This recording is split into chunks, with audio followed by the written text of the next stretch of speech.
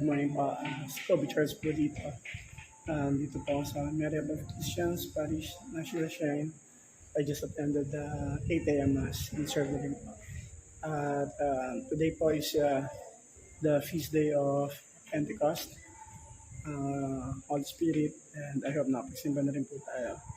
And syempre po bilang Catholic, we have to do our Sunday obligation. And syempre by attending Mass, giving thanks to the Lord, praying for all the blessings, and syempre asking for forgiveness. And syempre, I hope napagsimba na rin po. Net 10 a.m. po, nag-serve po uli ako dito sa Better Living Subdivision Barangay Don Bosco, Mary of Christians Parish National Shrine. Ito po sa Mary Parañaque. Again, may God bless, protect, and guide us always. Si Kobe Charles po. And the blessed of Pentecost Day po sa amin.